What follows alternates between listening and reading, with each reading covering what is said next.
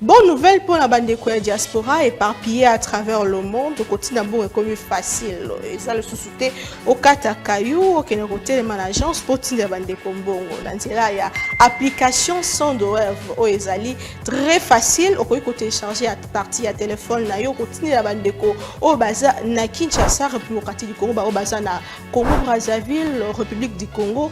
Facilement bakoki ko récupérer mbongo na nzela ya M-Pesa to Orange Money na bango et yo esika ozali bonne nouvelle Miami Balé ezali que ceux qui ont téléchargé application Sandwave et kotindi na code promo Buzz TV on reçoit $10 lokola bénéfice donc il y a pas mieux télécharger mokona lelo makamba au télémanagement Cécile il y a pas mieux que ça tinda mbongo la facilité dès aujourd'hui télécharger Sandwave na nzela ya téléphone na yo plus facile, il n'y a pas mieux.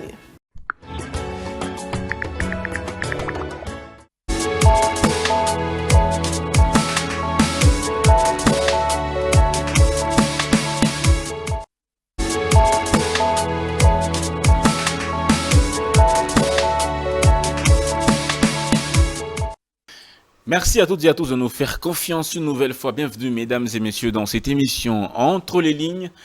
Eh bien, nous allons parler d'une thématique assez importante, assez spéciale, l'enfant soldat.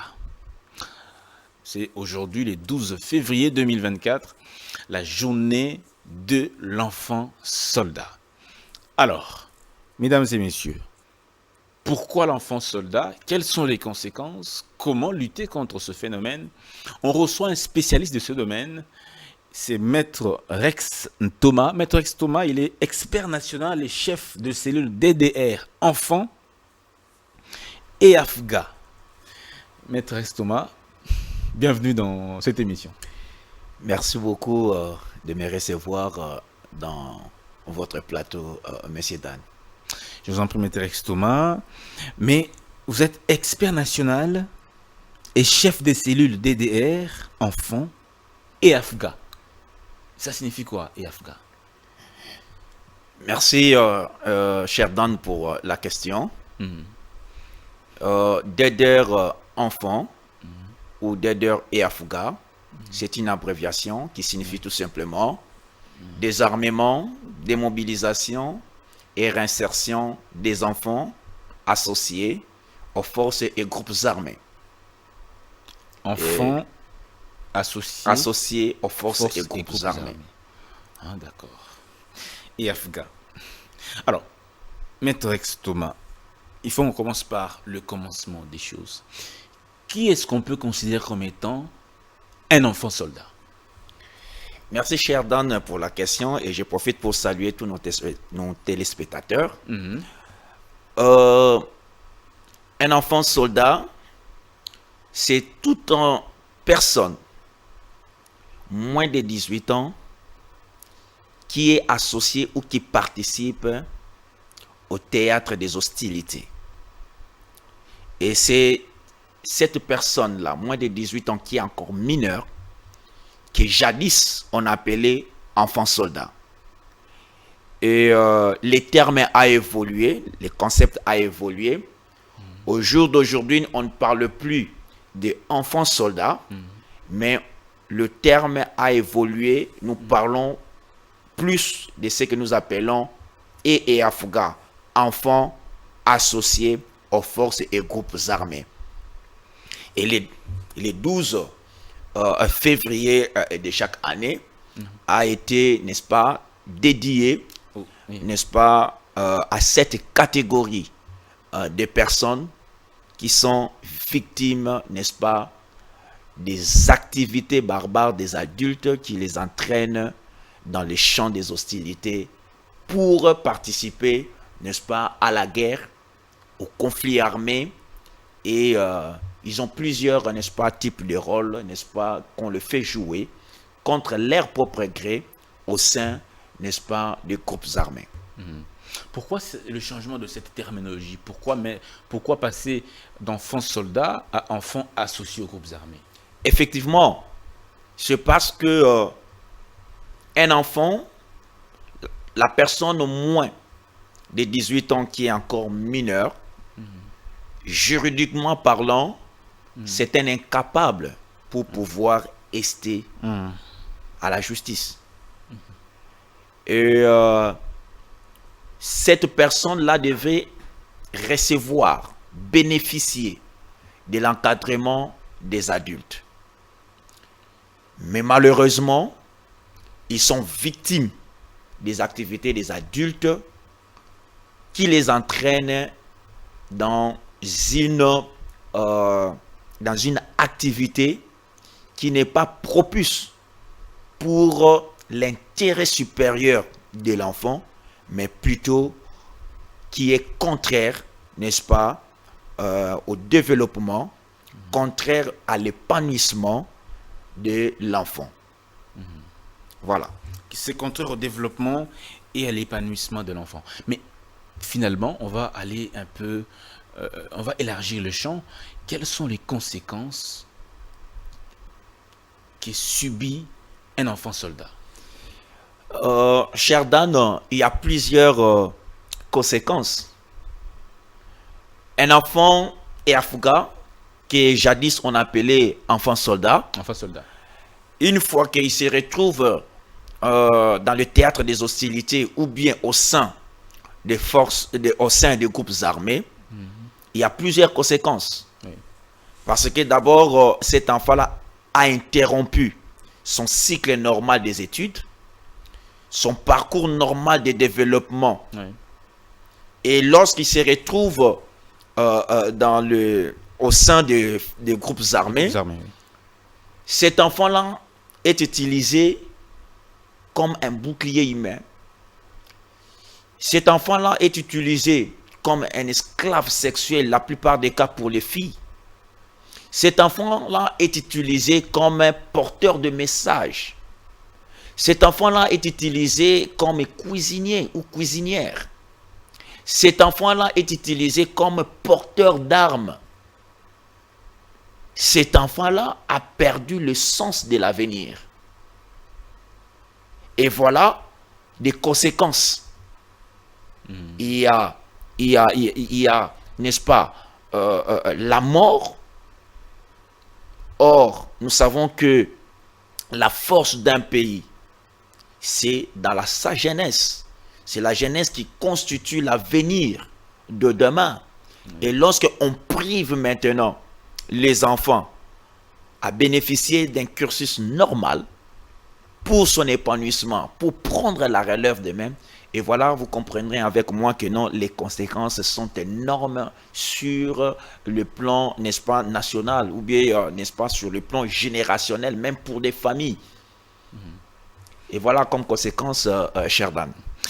Maître Rex Thomas, maintenant, les conséquences sont nombreuses. Vous êtes expert national dans cette question, vous êtes expert, vous êtes chef donc, de la cellule. Comment vous faites à votre niveau pour lutter contre le phénomène des enfants associés aux groupes armés? Merci beaucoup. Comment faire?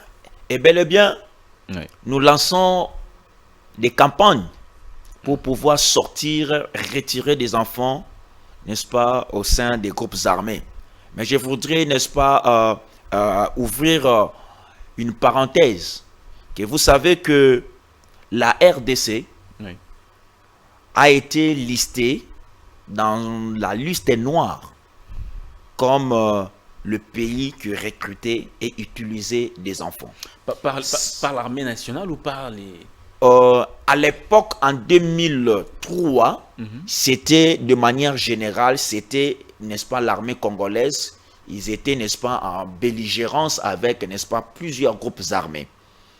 Et avec le phénomène Kadogo, ainsi de suite, on avait été listé avec les groupes armés, avec d'autres pays, n'est-ce pas, du monde, l'Afghanistan, Côte d'Ivoire, avec les phénomènes, n'est-ce pas, qui avaient eu, n'est-ce pas, Côte d'Ivoire, oui. exactement, et Oui, tout ça. Tout à fait, oui. Oui.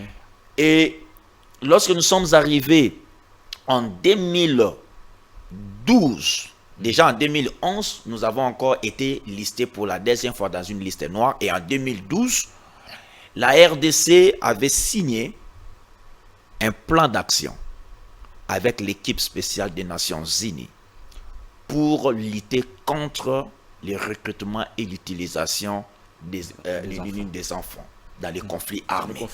Là, c'était 2012. C'était en 2012. Pendant le gouvernement Matata. Exactement. Oui. Et d'ailleurs, c'est lui qui avait, n'est-ce pas, apposé la signature pour le compte, n'est-ce pas, de la RDC. Et mais bien même avant cela, la RDC avait déjà fait, n'est-ce pas, de prouesses, n'est-ce pas, beaucoup, n'est-ce pas, d'avancées, parce que la RDC avait déjà mis en place une structure pour lutter contre ces phénomènes. Et parmi les structures, nous avons connu ce que nous appelons les CONADER.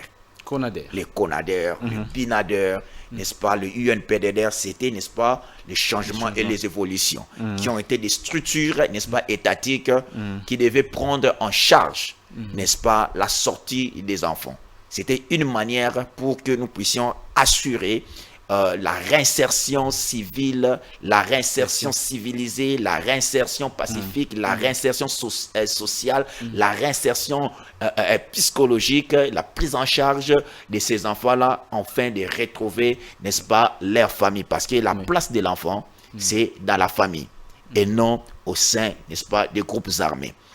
Et voilà, en 2012, après cette signature du plan d'action, la RDC a fait beaucoup d'efforts jusqu'à 2017 par des rapports. Par des rapports, et tout ce que la RDC avait, n'est-ce pas, fait au niveau interne, nous avons eu à obtenir la radiation de la RDC sur la liste noire des forces qui utilisent et recrutent des enfants. Là, donc on avait, en 2017, donc on avait mis fin à ces phénomènes, n'est-ce pas, des Kadogo au sein des forces armées. Et dans ces plans d'action, il y avait 4 axes qu'on devait suivre. Il y avait la prévention, il y avait n'est-ce pas, il y a la prévention, parce que si nous continuons avec ça, il y a la prévention, il y a la réponse, il y a la séparation et il y a l'impunité. Et bien voilà, les 3 premiers axes, n'est-ce pas, la prévention, c'est là où votre question m'est posée, pour dire que non, comment nous faites, c'est dans la prévention. Dans la prévention, nous sensibilisons. Dans la réponse, nous faisons la prise en charge. Dans la séparation, on arrive à séparer les enfants et les adultes pour que les traitements ou bien la prise en charge, n'est-ce pas, soient différentes, n'est-ce pas, pour chaque catégorie. Et au jour d'aujourd'hui, n'est-ce pas, avec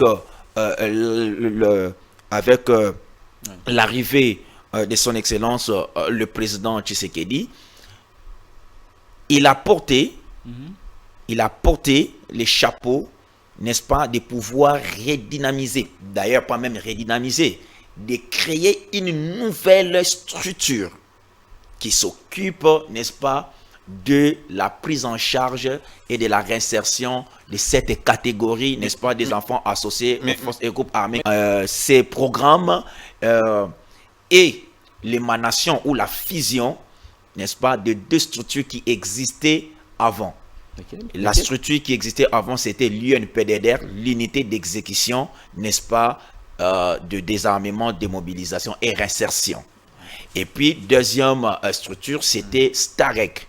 C'était, n'est-ce pas, une structure qui s'occupait plus des relèvements communautaires ou bien les développements, n'est-ce pas, des zones post-conflit.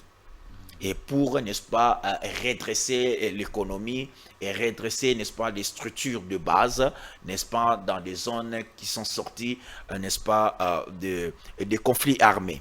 Et ces 2 structures ont été mises ensemble, ont été fusionnées et a donné lieu à ce que nous appelons le programme de désarmement, démobilisation, relèvement communautaire et stabilisation.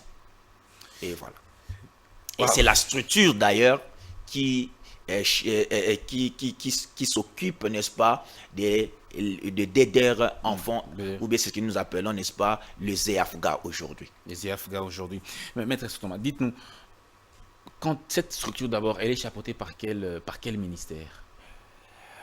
Cette structure est placée, n'est-ce pas, sous la haute autorité du président de la République. C'est une structure, n'est-ce pas, de la présidence, n'est-ce pas, de la République. De la présidence de la République.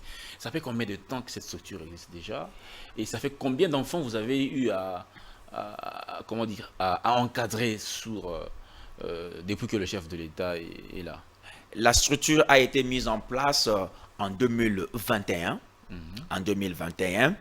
Et pour vous donner juste la statistique de l'année passée, le PDDRCS a réussi, n'est-ce pas, à faire sortir 6800 et quelques enfants, et dont, n'est-ce pas, la majorité de ces enfants ont été réinsérés, n'est-ce pas, dans leur famille. Plus de 3000 enfants ont été réinsérés dans leur famille. Et les autres sont encore dans des familles d'accueil et, n'est-ce pas, dans le centre, n'est-ce pas, les centres de transit et d'orientation que nous appelons les CTO. Donc vous êtes financé par la présidence de la République?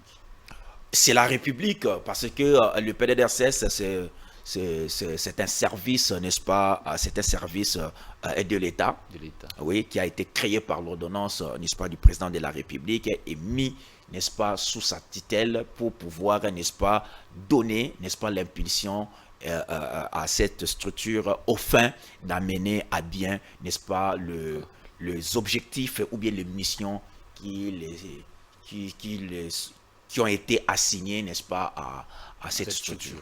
Mais dites-nous, quand un enfant a passé plusieurs années dans un groupe armé ou dans une armée, cet enfant-là qui est entre vos mains, qu'est-ce que vous faites avec cet enfant-là?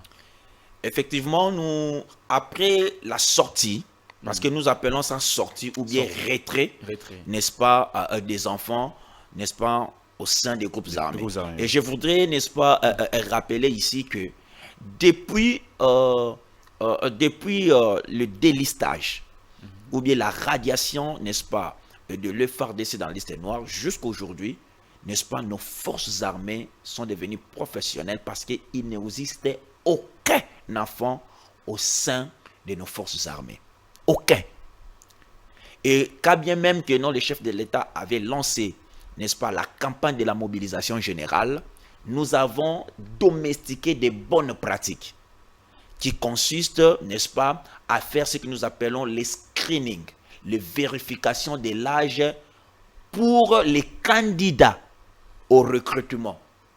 Avant même qu'ils puissent devenir des recrues, ils sont encore candidats. Donc à la porte, il y a, n'est-ce pas, des API, ce que nous appelons, n'est-ce pas, des agences de protection d'enfants, n'est-ce pas, que nous avons formées sur la vérification de l'âge, n'est-ce pas, avec un standard opérationnel sur l'évaluation de l'âge, qui viennent sur le terrain pour pouvoir faire le screening, la vérification de l'âge et séparer les adultes, n'est-ce pas, aux enfants, pour permettre à ce que non, au sein de l'armée, qu'il n'y ait plus des enfants.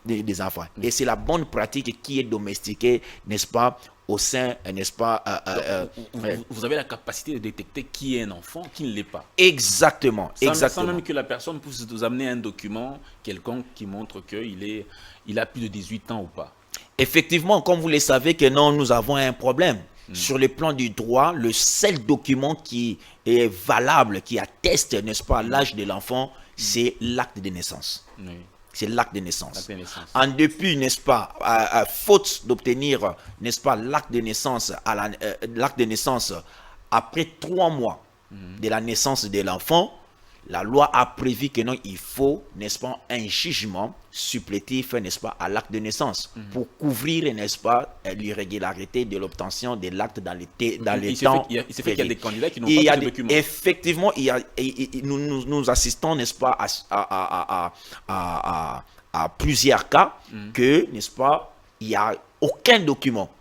Alors, suite, n'est-ce pas, à toutes ces difficultés, n'est-ce pas, les spécialistes de tous les domaines, quels que soient les psychologues, le médecin, les scientifiques de tous bords, les juristes, nous nous sommes, n'est-ce pas, mis ensemble pour travailler sur ce que nous appelons SOP, c'est-à-dire les standards opérationnels sur l'évaluation de l'âge. Cher Dan, vous allez vérifier avec moi, il n'existe aujourd'hui, il n'existe aucun, ou bien aucune science qui peut attester l'âge réel de l'enfant ou bien de quelqu'un lorsqu'il n'a pas, n'est-ce pas, le document officiel qui atteste son âge. Mais comment vous arrivez justement à détecter que il n'y a plus d'enfants au sein de nos forces armées? Effectivement, c'est-à-dire que toutes les techniques anthropologiques, toutes les techniques de la science, de la médecine, ainsi de suite. Parce que si vous allez, par exemple, n'est-ce pas, aux États-Unis, il y a des techniques, n'est-ce pas, des examens qui consistent à vérifier l'âge, n'est-ce pas, l'approximation de l'âge de la personne à partir de sa dent, donc de la denture.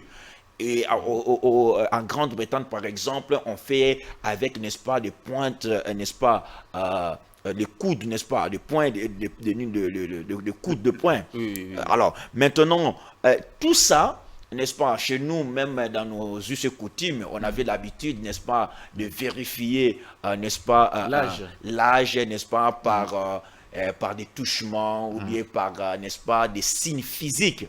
Tout ça n'a pas pu résoudre les problèmes. Il faut mettre en symbiose toutes les techniques et c'est ce qui a été fait pour arriver, n'est-ce pas, à définir, n'est-ce pas, le standard opérationnel sur l'évaluation de l'âge qui est une technique et une méthode, n'est-ce pas, qui a regroupé des spécialistes, qui a donné, n'est-ce pas, la ligne d'orientation, quelques éléments que, n'est-ce pas, on peut, n'est-ce pas, obtenir pour évaluer l'âge, n'est-ce pas, d'un enfant.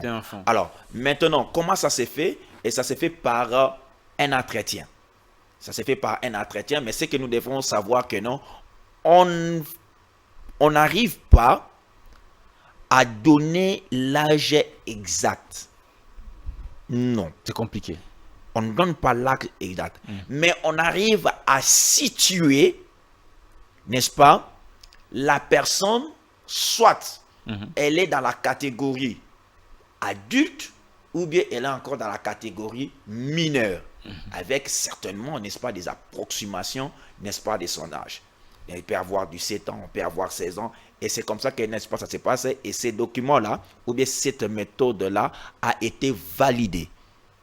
Et c'est devenu une réglementation, n'est-ce pas, pour permettre, n'est-ce pas, aux acteurs de protection d'enfants de pouvoir, n'est-ce pas, évaluer l'âge de la personne, n'est-ce pas, au cours, n'est-ce pas, de recrutement, ainsi de suite. Et mais à ce jour, aujourd'hui, n'est-ce pas, il y a une seule problématique que nous avons, c'est qu'il y a plus ou moins, d'après, n'est-ce pas, les agences de protection des enfants, il y a plus ou moins 40%, n'est-ce pas, des enfants qui seraient, n'est-ce pas, au sein des groupes armés.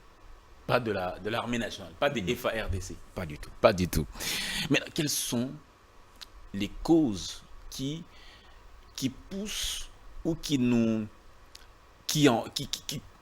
quelles sont les causes qui nous poussent à retrouver les enfants dans les groupes armés? Il y a plusieurs causes.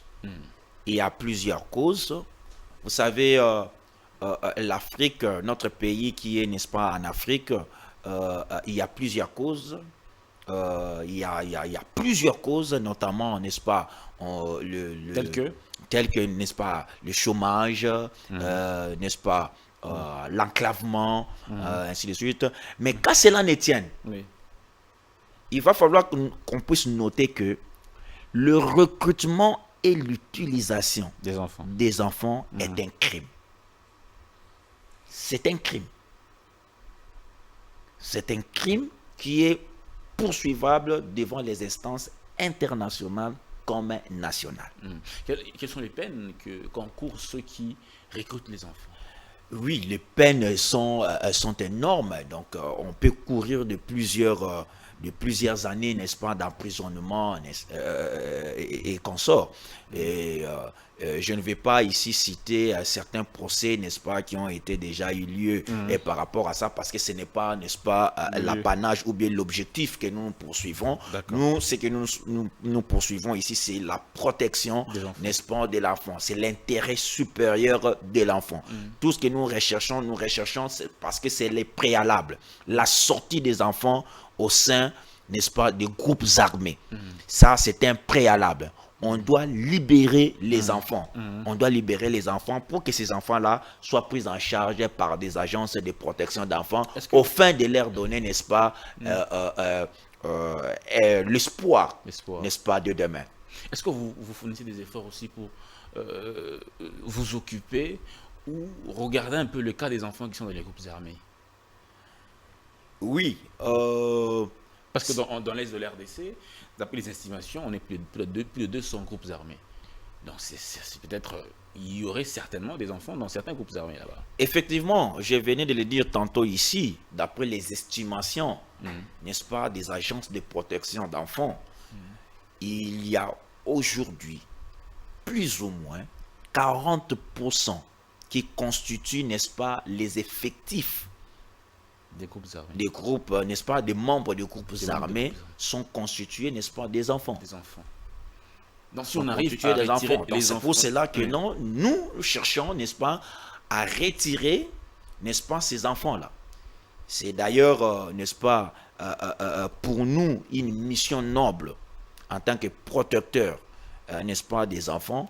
Nous recherchons l'intérêt supérieur des enfants. Nous ne pouvons qu'encourager, n'est-ce pas, aux adultes de pouvoir barrer la route au recrutement et utilisation d'enfants. Alors, comment sensibiliser, c'est pour finir, vous allez peut-être regarder la caméra, et à tous ceux qui nous suivent, comment sensibiliser pour lutter contre ce phénomène de groupes armés dans notre pays? La caméra est là. Merci beaucoup, cher Dan.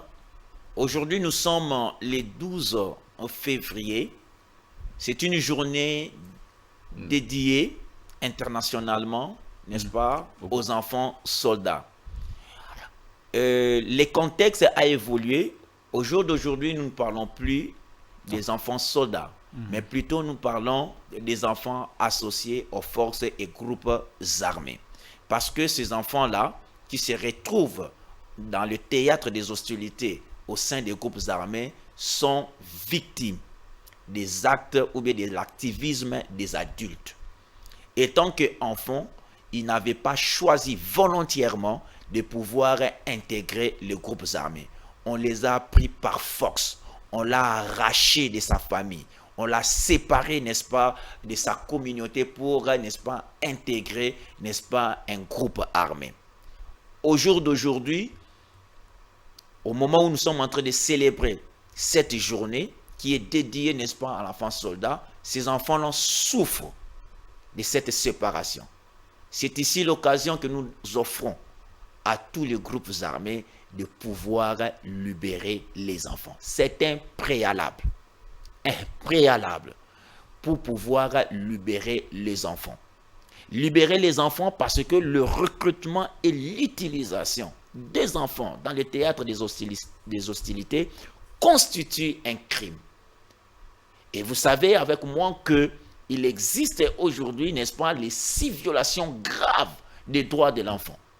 Et parmi les 6 violations graves des droits de l'enfant, il y a le recrutement et l'utilisation de l'enfant, il y a la mutilation, n'est-ce pas, il y a le viol, c'est-à-dire que nous prendre des enfants comme, n'est-ce pas, des esclaves sexuels. Voyez-vous, donc tout ça, ça constitue, n'est-ce pas, un obstacle pour le développement, n'est-ce pas, de nos enfants. C'est voilà pourquoi nous lançons, n'est-ce pas, cet appel, n'est-ce pas, vibrant, énergétique, n'est-ce pas, au sein des groupes armés de pouvoir libérer, n'est-ce pas, les enfants. Merci beaucoup, Maître Rex Thomas, d'avoir pris part à cette émission importante. On espère que votre message fera écho, que ces groupes armés, peut-être certains nous suivent, hein, nous vous demandons de pouvoir libérer ces enfants, car l'avenir d'un pays, c'est justement les enfants. Donc aujourd'hui, 40% des groupes armés sont constitués en partie d'enfants. Si ces enfants quittent ces groupes armés, il y aura baisse drastique de l'activisme armé dans notre pays, la République démocratique du Congo. Merci beaucoup, Maître Rex Thomas, expert national et chef de cellule DDR, enfants et AFGA, une structure. Il est donc expert national dans cette structure RCS, une structure qui est sous la supervision de la présidence de la République. Merci beaucoup à vous tous de nous avoir suivis. Cette émission est complètement terminée. Vous voulez y prendre part également, et contactez-nous et nous vous recevons sans problème. À très bientôt. Au revoir. Au revoir, merci.